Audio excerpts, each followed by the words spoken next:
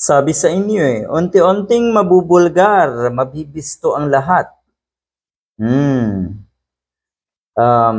Etong sina Roque, walang kahihiyan, ang titibay ng sikmura.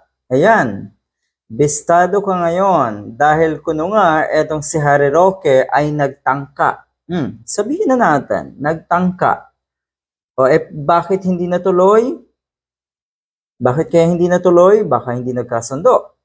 Or baka hindi sapat kung ano yung dapat niya makuha. Ganun kasi yun . So anong ginawa na nung si Harry Roque?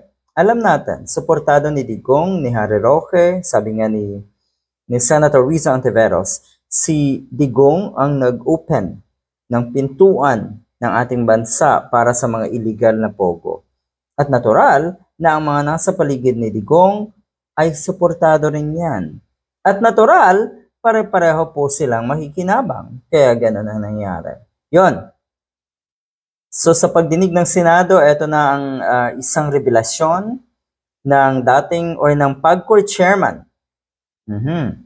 Yari ka, Harry Roque.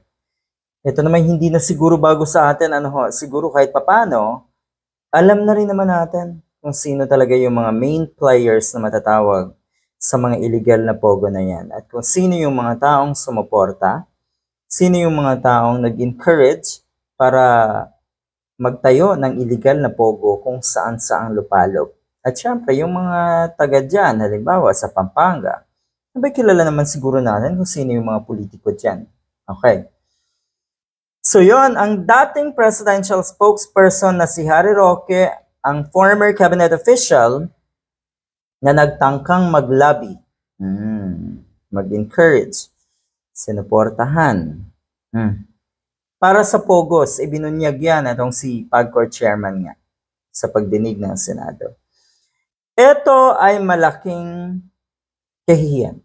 Mantakin mo, yung mga taong halos lahat na nakapaligid kay Digong, nasasangkot sa napakaraming anomalya, nasasangkot sa napakaraming krimen. Bakit?